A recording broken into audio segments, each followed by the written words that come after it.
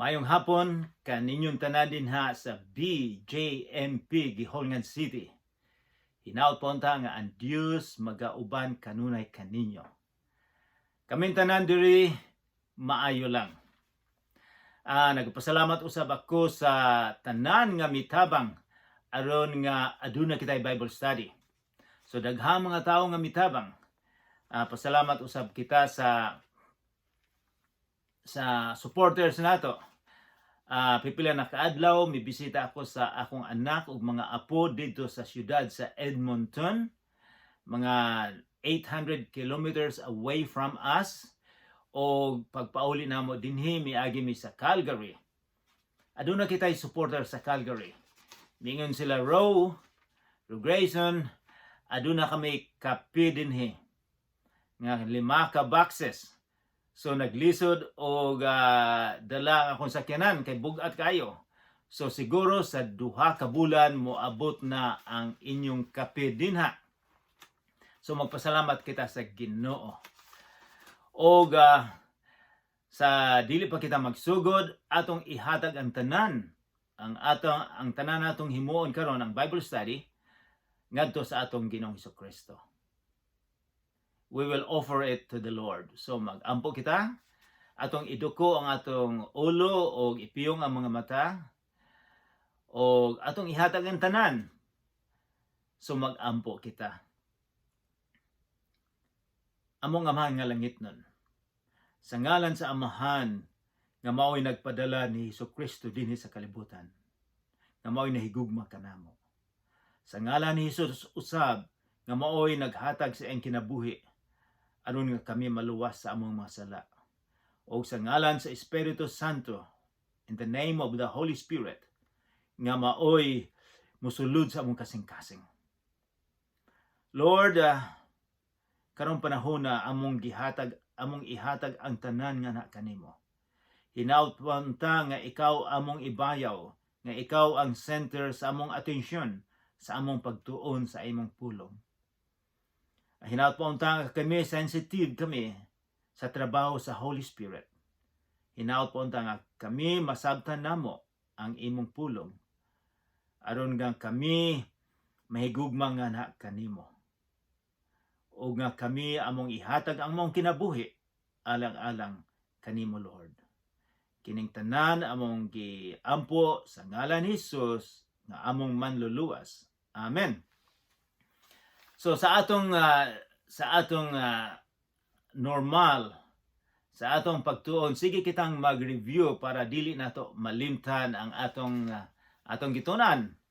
Pananglitan atong i-review kung unsa man ang purpose ni Juan nga iyang gisulat ni, unsa may tuyo nga gisulat ni Juan, kining libro nga Juan. So magpahinumdum lang ko nga gisulat niya ni aron nga kita mosalig og mutuo kaniya nga sa iyang ngalan lamang makabaton kita og kinabuhi nga walay katapusan. So mao nay purpose nga si Jesus ang Misaya, manluluwas. Unsa may atong i-review sa chapter 12 sa atong pagtuon last week. Ang title dito sa atong pagtuon sa chapter 12, Gidihugan si Jesus. Sa atong tandaan nga si Jesus dito sa usa ka supper panihapon dito sa Maria, si Martha, si Lazarus o ang usa ka tawo usab sa usa ni ka familia, daghan sila dito. Dakong supper, dakong halo-halo. Unsa may natabo dito sa ilang salo-salo? Si Maria, ang iyang pinakamahal kaayo nga pahumot nga iya ning gipreparar para sa iyang kasal. Iya kining gibubo ni Jesus. Pinakamahal kayo. Imagine huna-hunaa nga ang halaga, ang bili, sweldo sa katuig. Nganong iya maning gihatag. Si Maria naghatag kanatog example. Naghatag natog prinsipyo sa kinabuhi. Unsaon pag-alagad, pagsunod sa atong Ginoong Hesukristo. Iyang gihatag ang pinaka-best. Wala siya maglantaw kung unsay iyang himuon sa kasal niya. Wala niya tulantawa. iyang gilantaw ang iyang paghigugma ni Hesus. This is in response sa ang gihimo ni Hesus. Unsa may gihimo ni Hesus? Ang iyang igsuon nga si Lazarus nga patay na og upat ka adlaw, baho na gihatagan ni Hesus og bag-ong kinabuhi. So in response sa iyang tubag, iyang gihatag usab ang tanan. Ikaw ug ako usab gihatagan og lesson ni Maria. Nga kung kita ang tinuod nga sumusunod ni Hesus, atong ihatag ang tanan. So dili sayon ang musunod ni Hesus. Kay siya ang priority, siya ang pinaka-importante sa atong kinabuhi. Unsa pa may atong nalantaw dito? Unsa may response ni Hesus, unsa may tubag ni Hesus sa dihang dinhay miingon si Judas miingon nga, sayang kaayo ni. Nganong iya man ning gihatag, iya lang untang gihatag ni sa mga pobre. Apan unsa may tubag ni Hesus, mingon siya, Hesus, pasagdin ninyo si Maria. Kay siya kining gihimo niya, kini iyang gihimo ni tungod sa adlaw sa iyang paghatag sa iyang kinabuhi. Ikaw ug ako kadaghanan sa atong gimahal, mohatag ta og bulak sa akong giingon na kung mamatay na. Apan kung buhi pa, dili kay ta mohatag, dili nato ihatag ang best. Kini si Maria sa buhi si Hesus iyang gihatag. Naghatag usab siya dako kaayong prinsipyo nato. Nga sa buhi pang tao, ato nang ipakita nga mahal nato siya. So karon moadto na kita sa sumpay sa kapitulo 12. Ang title niini ang madaugong pagsulod ni Hesus sa Jerusalem. Madaugon pagdaog niya gikan sa pulong nga daog, madaugon nga pagsulod niya sa Jerusalem. Just a minute.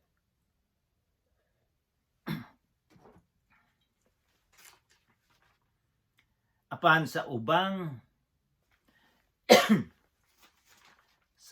mga writings, ang giingon nila dito nga paglantaw ni Hesus dito sa Jerusalem. Posible dito siya sa bukid sa Olivo. Mihilak siya sa mga tao dito sa Jerusalem kay wala sila makasabot, wala nila makuha kung kinsa ang Misaya. Nganong mihilak. Pero ni sa Bible nato ang nag-arrange sa Bible miingon siya madaugong. Sa akong suri-suri dito sa Pilipinas, labi na sa Himalalod, ambot siguro sa inyong lungsod o sa inyong kabariyuhan, usahay na ako makita nga mga balay nga naay lukay, naay cross nga gapalibot dito sa balay. Nakikita ba mo ni ini? Ako silang gipangutana, ang ngano man nganong na may mga lukay, mingon sila kini gibendisyonan sa simbahan aron nga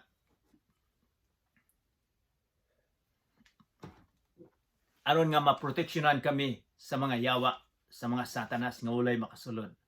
So hain man ni gikan kining adlaw sa lukay. Naibalo ba mo? At kini ang atong tun-an karon.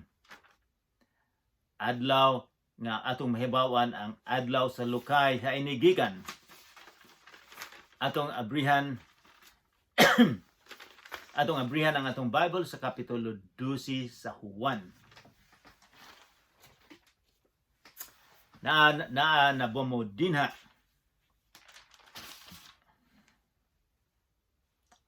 Nagamit lang ko diri og akong tablet. Akong basahon diri, mosunod lang mo. Ang title niini madaugong pagsulod ni Hesus sa Jerusalem. Apan ang uban miingon nga si Hesus mihilak sa paglantaw niya sa Jerusalem. Kining adlaw sa atong review, gusto natong mahibaw-an ang background niini. Kining adlaw, kining atong gitun-an karon, Lunes. Upat na lang ka adlaw, Biyernes, si Jesus ihatag na ni ang iyang kinabuhi aron magpalansang dito sa Kalbaryo. So, Lunes na ni siya. O sa bulan nga Nisan, dili kadtong Japanese car, ang spelling Nissan, pero kini Nisan, mao ni bulan sa mga Hudiyo. Ang atong kalendaryo lain, Gregorian calendar, sila may naa sila kaugalingon. Ang Nisan equivalent ni sa Abril. Ang kini Nisan ikapulo nga adlaw sa Nisan. So pagka 14 sa Nisan, Biyernes na dinha ihatag ni Jesus ang iyang kinabuhi. Apan kining Lunes sa ilang pag-celebrate sa fiesta, sa unsa maning fiesta ang kasaulugan niya, nga ang anghel wala sila namatay kay the angel of death, ang anghel sa kamatayon miagi lang nila. Ila ning gi-celebrate sa ato nang gitunan sa panahon ni Moises, sa nga gikuha ni Moises ang mga Hebrehanon didto sa Egypto, sa Ehipto. So every year ila ning gi-celebrate nako kay ning celebration. Si Josephus, Jewish writer, Jewish historical writer, nagsulat siya nga niining mga panahona adunay 156,000 nga mga karnero nga ilang ihawon, nga ilang ihalad. Nganong importante man ni nga atong mahibawan, 156,000.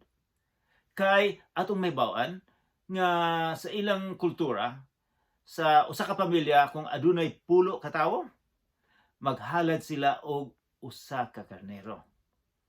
Nganong maghalad man sila aron nga ang ilang sala mapasaylo. So, 10 o 156,000 na karnero. So, dinhi sa syudad sa Jerusalem adunay sobra sa usa ka milyon ka mga tawo nga mobisita. So, dako kay ning celebration. So mauning adlaw nga gusto natong ipakita, o ni anang Lunes pod niining adlaw karon.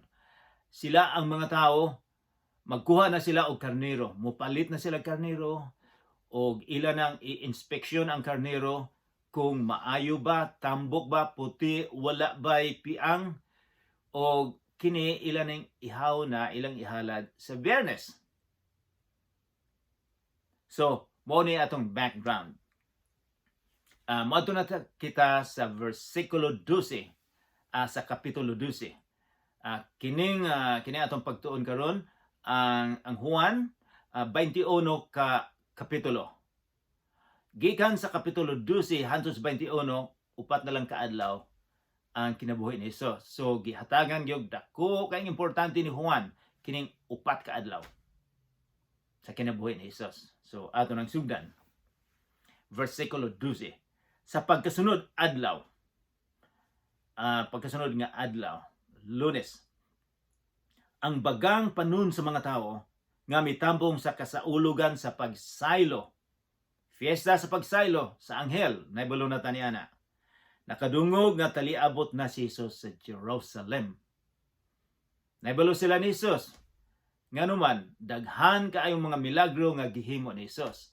Labi na ang paghatag og kinabuhi ni Lazarus, nga upat na kaadlong patay o gihatag og bagong kinabuhi. So nakadungog ning daghang kay mga tao. Busa nanguha sila mga palwa sa palmira og nanggula aron pagsugat kaniya og naninggit sila. So unsa may og miingon sila, dalaygo ng Dios. Bulahan siya nga miani sa ngalan sa Ginoo. Panalanginan sa Dios ang hari sa Israel. So unsa maning ilang gihimo? Nga kining daghang kay mga tawo misugat ni Hesus. Usay basig ako lang i-explicar ninyo kining gisulat sa atong Bible, mga palwa sa palmera, palwa sa palm tree. Ang palm tree mura ni siya og unsa ni lubi, pero gamay lang ni sa lubi, og ang iyang dahon dahan siya dahon. So ang ilang gihimo, nagputol sila mga dahon, og ang pag-agi ni Jesus ilang gibutangan dito mga dahon og mga sinina nila, mga coat, mga jacket, aron nga si Jesus ang iyang kabayo nga gisakyan, gamay nga kabayo, ilang gibutang ni. Nganong ilang man gihimo? Nebalo mo, 200 years before that, sobra sa duha ka gatos ka tuig, mga 250 years, dinay nahitabo usab nga usa ka sila under sila sa mga Assyrians. Mga slaves sila sa mga Assyrians at that time. O usa ka pamilya nga mga Maccabees nagsugod og revolution. O napatalsik nila. Nakadaog sila sa revolution. Ginapatalsik nilang Assyrians. Kaya wala mo, pagsulod sa mga Maccabees sa Jerusalem, ang mga tao mauto lang gihimo. Nagputol sila og palwa usab, aron nga kining conqueror, kining nakadaog, moagi sa palwa ug paghuman motungas dito sa templo sa Jerusalem. Mao ni ilang nahinumduman. So pag abot ni Jesus, mao ilang gihimo. Kay nga naman, ang ilang paglantaw nga sila karon nahimong slave didto. Nahimo silang slave sa mga Romano for more than 200 years. Ang mga Romano powerful. So, ang ilang paglantaw ni Jesus nga siya ang Misayas. Sila ang muluwas kanila. Si Jesus muluwas kanila. Si Jesus ang manluluwas. Apan ang ilang paglantaw, maluwas sila gikan sa mga Romano. Wala nila makita nga si Jesus ang muluwas kanila sa ilang mga sala. Ngano man nga dili nila makita. Nganong dili man nila makita. Tungod kay ang mga Hudiyo, dito sila nga sila ang pinili sa Ginoo. Wala sila sala. Ang ilang daghan silang gihimo ang mga seremonyas aron nga sigurado sila nga makaadto sa gingharian sa Ginoo. Mao na nga sila lang mituo nga dinhi sa kalibutan sila lang gipili. Wala sila sala. Kay kada tuig maghalad sila og mga karnero. Mawala sila sala. So wala sila maglantaw nga sila makasasala. Nga si Jesucristo mianhi aron nga ang mga sala nila og imong sala o akong sala, mawala. Wala nila makita na. Ang ilang nakita nga kini si Jesus, military leader. Parihan ni King David. So, lain ang ilang perception. Apan miadto gihapon sila. Ilang giday si Jesus. So, mauna nga adunay palwa, maunay istorya nga adunay cross didto nga ibutang sa mga balay sa side aron nga maproteksyonan ang mga tao ni Satanas. Apan kini gikan ni sa dito sa Israel sa pagsulod ni Jesus sa Jerusalem. Mga palwa, so nahibalo na mo. Unsa may gisulti ni Jesus sa mga tao? Dalaygon ng Dios, bulahan siya nga miani sa ngalan sa Ginoo, panalanginan sa Dios ang hari sa Israel. Ang ilang paglantaw, si Jesus mao ang hari sa Israel. Dili lang siya ang hari sa Israel, kundi hari siya sa tanan. Hari usab siya sa imong kasing-kasing ug sa akong kasing-kasing. Kung imo siyang imbitahon nga mosulod sa imong kasing-kasing, siya ang maghari. Si Jesus mikuha og nating asno og mikabayo. Niini sumala sa giingon sa kasulatan. Unsa man si Jesus, gikapoy lang ba siya? Ngano nga magsakay na lang ko kay pag-atos Jerusalem kay bungtod kaayo o muadto lang ko didto. Gusto siya magpahayahay. Wala sila sakyanan sa unang panahon. So ang gihimo niya misakay og asno. Gamay ni nga kabayo. Ngano wala man siya maglakaw. Kay balo mo? Kay gisulti na ni sa Old Testament. Ang inyo karong gitun-an New Testament. Wala kitay Old Testament dinha sa BJMP. Apan ang normal ang Bible gyud duha na Old and New Testament. Ang ilang sa ilang panahon Old Testament ang ilang gitunan. So dito sa Old Testament ang kinabuhi ni Jesus gisulat na dito. Daghang kay gisulat mahitungod ni Jesus. For example, karon mao ni versikulo 14, si Jesus mikuha og nating asno og mikabayo niini sumala sa giingon sa kasulatan. Kasulatan ang bot ipasabot ang Old Testament. Ayaw kahadlok siyudad sa Sion. Sion sa in English Zion. Usa sa mga ngalan sa Jerusalem mao ang Zion or Sion sa Binisaya. Aniya ang imong hari nagkabayo sa usa ka nating asno. This was written more than 400 years before that. Kini gisulat sobra sa 4 ka hundreds kagatus katuig usa ni nahitabo. Nganong iyan ning gihimo aron nga ang gisulat dito sa Bible, Old Testament matuman. Kay siya ang hari, ang iyang gisakyan ang asno.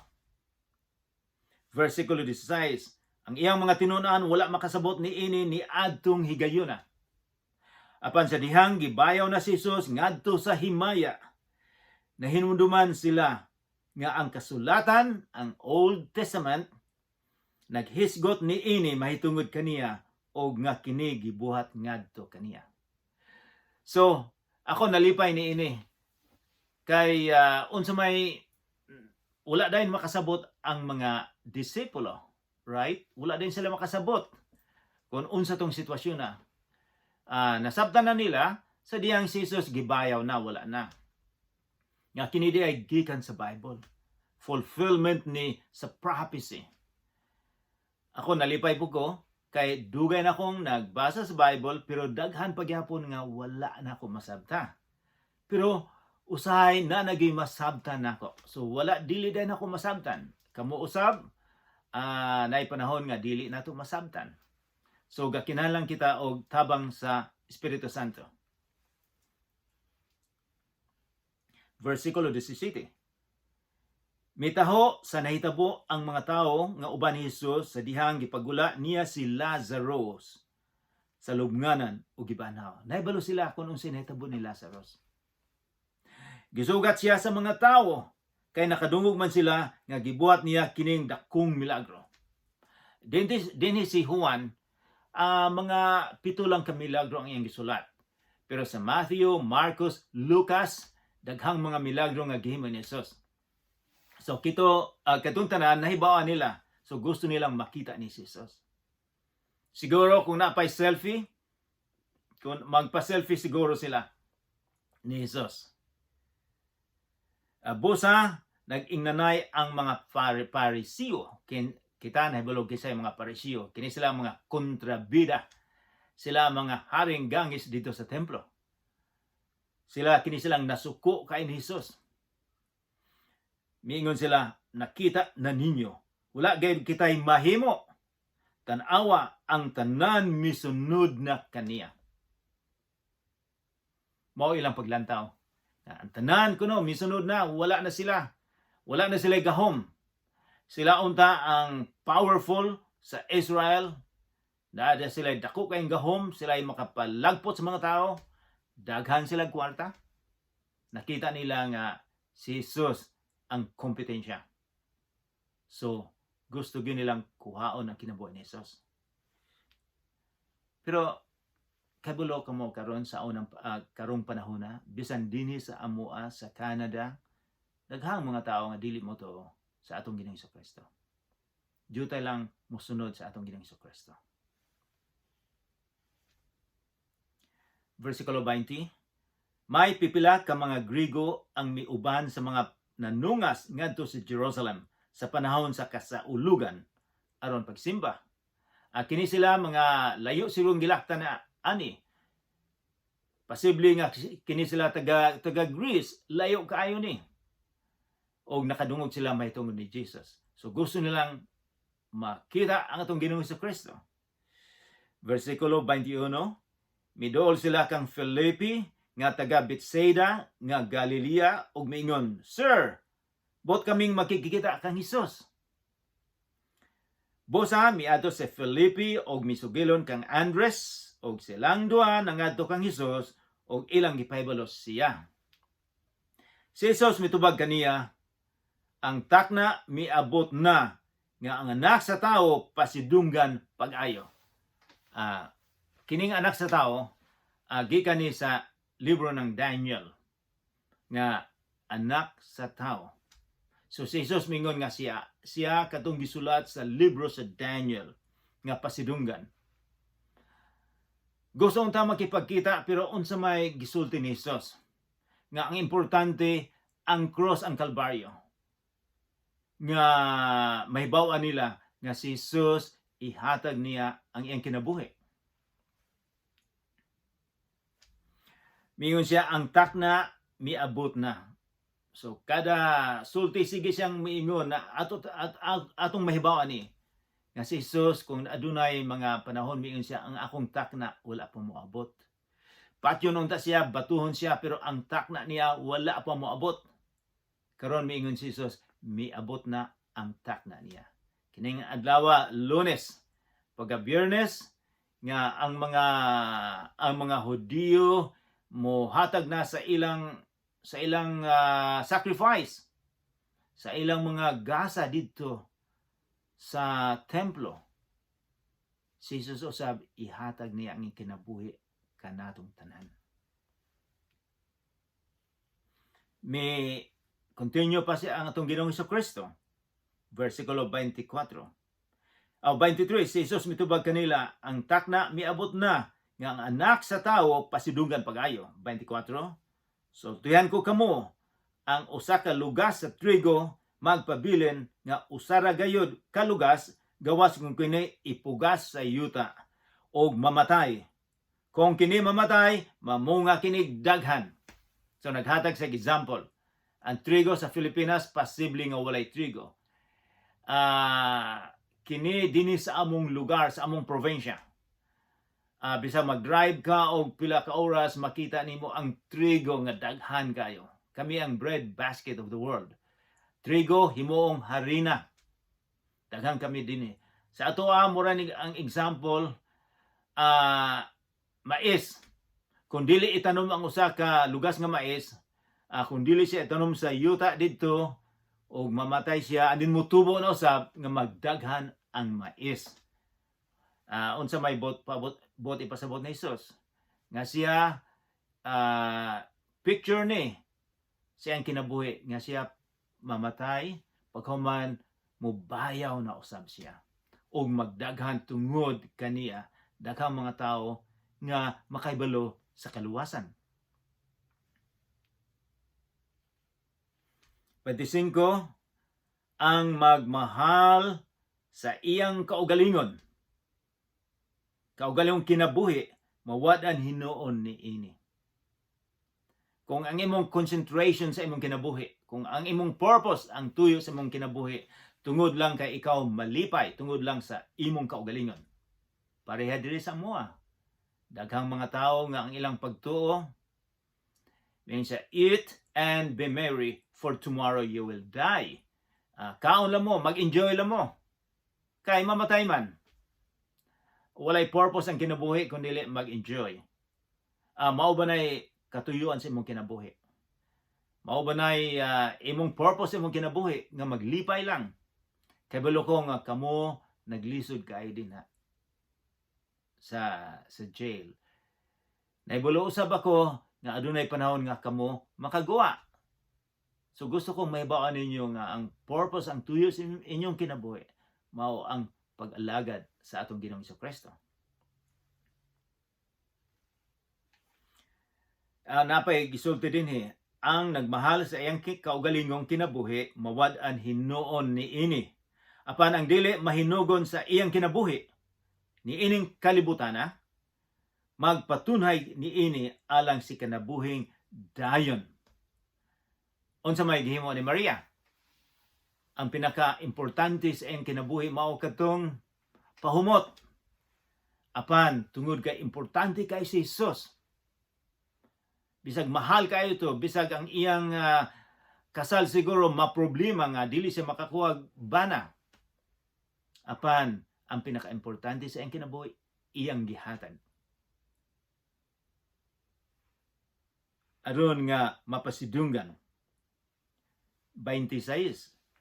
Ang buot mag-alagad kanako kinahanglan, mayroong word nga kinahanglan, musunod kanako aron kun hain ako atuwa usab ang akong sulugoon. Ang akong amahan magpasidungog kaniya nga mag-alagad kanako. Sa sulti niya dinhi, ang buot mo alagad ni Jesus kinahanglan na ay pulong kinahanglan gyud nga musunod.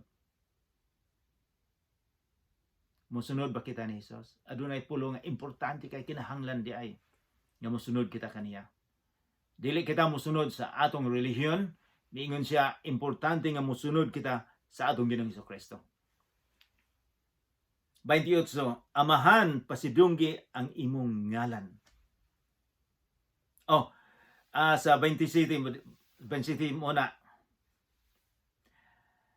Nabalaka ako ug unsa may akong isulti.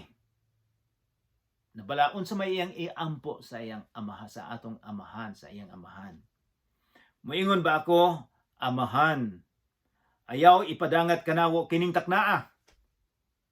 Ang buting pasabot, magampo ba ko nga kanang dito sa Kalbaryo nga dili ipaabot dito, nga dili to mahitabo, nga ilansang siya sa cross? Or dili kay ang hinungdan sa akong pag-anhi mao ang pagdawat ni ining taknaa sa pag-antos.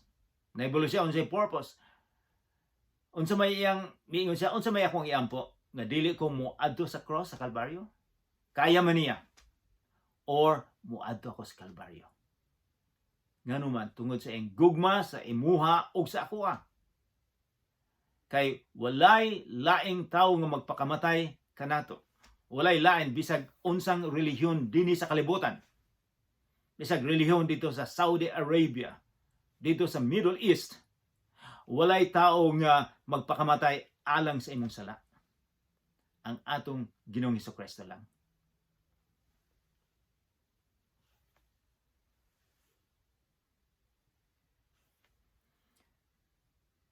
Versikulo 28, amahan, pasidunggi ang imong ngalan.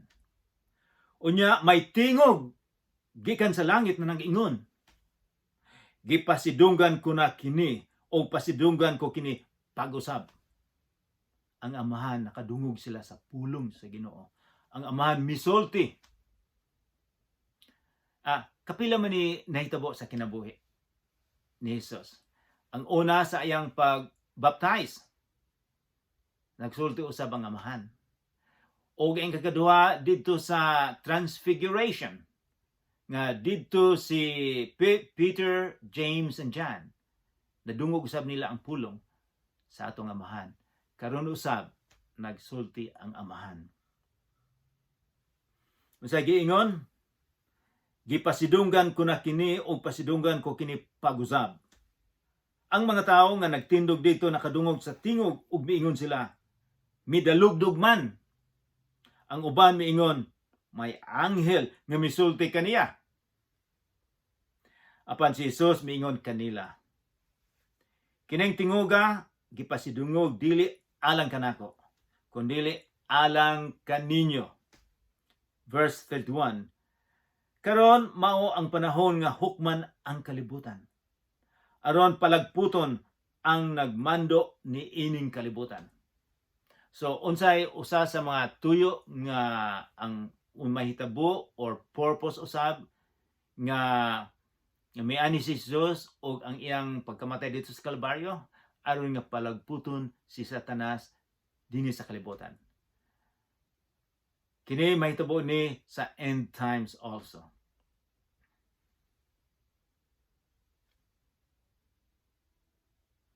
Versikulo 2, palagputon, versikulo 30, ayun no, palagputon ang nagmando nining kalibutan.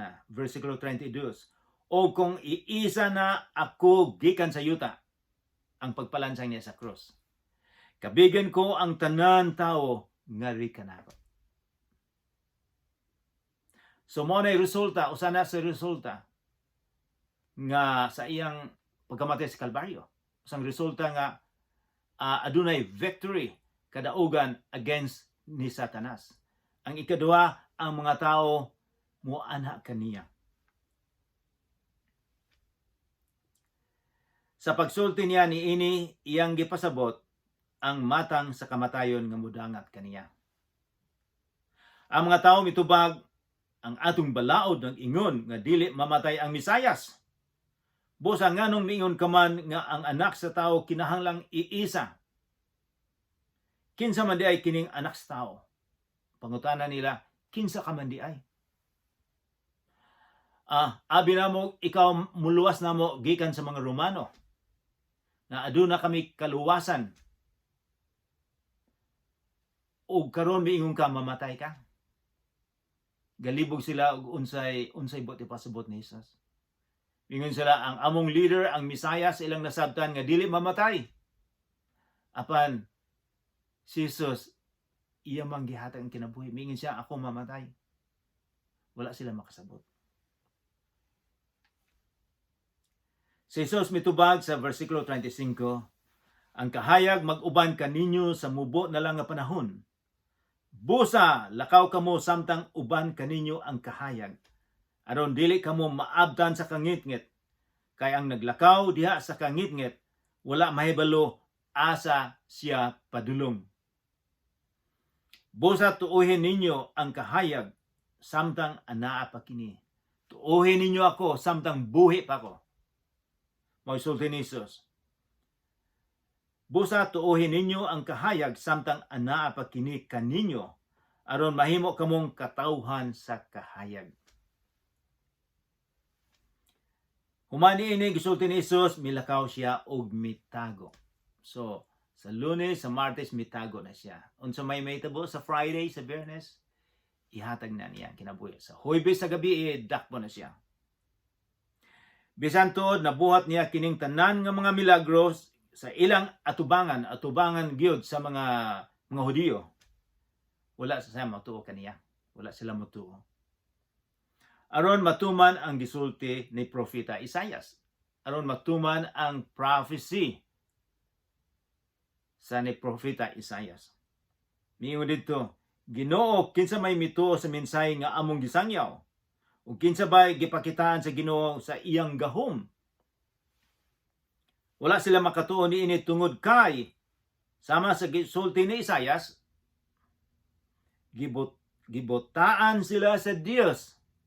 Gitakpan ang ilang salabutan aron ang ilang mga mata dili makakita og ang ilang mga salabutan dili makasabot og dili sila moari kanako. Aron akong ayuhon nag-ingon ang Dios. So nganong dili mo anha ni Jesus, nganong wala sila makasabot? Kay gibutahan sa atong Ginoo sila. Ang ilang pagtuo nga sila lang ang gipili sa Ginoo. Gihatagan sila tahas nga pagsangyaw sa maayong balita. Apan wala nila ni himoa. Gahi og ulo sila. Mo nang dili sila makasabot ni Jesus. O kini nahisulat na usab kini pila ka gatos ka tuig. Gisulti kini ni Isaias kay nakita man niya ang himaya ni Jesus. Nagsulti mahitungod kaniya. So, kinsay nakita ni Isaias? Si Jesucristo. Si Jehovah. So, sa buhi pa si Jesus, dinha apan si Isaias diay pila na kagatus ka tuig nakita niya. Nakita ni Jesus, nakita niya si Jehovah. Si Jesus ang iyang nakita. Bisan pa niini daghang kadagkuan sa mga Hudiyo mituo kang Jesus. Apan tungod sa mga Parisiyo, wala sila magpaila niini aron dili sila palagputon gikan sa sinagoga. Ipalibay nila nga daygon sila sa mga tao, kay daygon sila sa Dios. Versikulo 44, unya si Jesus misultig kusog ang nagtuo kanako. Wala magtuo kanako lamang kundili kaniya usab nga nagpadala kanako. Kung nagtuo kamo, misalig kamo ni Jesus, nagsalig usab kamo sa amahan nga nagpadala ni Jesus. 45, gusto kong inyo ning hinumduman. Mingon si Jesus, ang nakakita kanako, nakakita usab kaniya nga nagpadala kanako. Kung inyo, mingon siya, kung inyo nakita ako, kung kamo nakikita kanako, nakikita usab kamo sa amahan. So, ang amahan o si Jesus usa lang. Miani ako nga ingon nga kahayag sa kalibutan, aron ang tanan nga nagtuo kanako dili magpabilin sa kangitngit. Ang mamati sa akong mensahe ug dili magtuma niini, dili ko hukman. Miani ako dili aron pagsilot sa kalibutan, kundi aron pagluwas niini. Apan mubalik si Jesus aron nga pagsilot sa mga tawo nga wala mutuo kaniya. Adunay mosilot niya atong magsalikway kanako ug dili mudawat sa akong mensahe. Ang pulong nga akong gisulti mao unya ang maghukom kaniya sa katapusang adlaw. Sa katapusang adlaw. Hukman kini mga tawo nga dili mosalig sa atong Ginoong Jesucristo. Matuman gayud kini kay wala man ako magsulti sa akong kaugalingong kabubuton. Ang amahan nga nagpadala kanako mao'y nagsugo kanako kung unsay akong isulti. Og nasayod ako nga iyang sugo naghatag og kinabuhing dayon. Busa ang akong gisulti mao ang gipasulti kanako sa amahan. So ang tanang gisulti ni Jesus, adunay sila maayong relasyon. Adunay sila connection sa amahan. Wala siya magsulti nga walay gisulti sa atong amahan. Mga kaigsunan dina sa BJNP, unsa may inyong buhaton sa atong Ginoong Jesucristo? Musalig ba mo kaniya o dili? Mag-ampo kita. Amahan namong langit nun, daghang salamat sa pulong karon. Daghang salamat nga ikaw nagpakamatay sa among mga sala. Ginoo, hinaot po nga among ihatag ang among kinabuhi. Dinha kanimo lamang. Sa ngalan ni Jesus, Lord, nag-aampo ko nga imong panalanginan ang tanan dinha karon sa BJNP. Sa ngalan ni Jesus, Amen.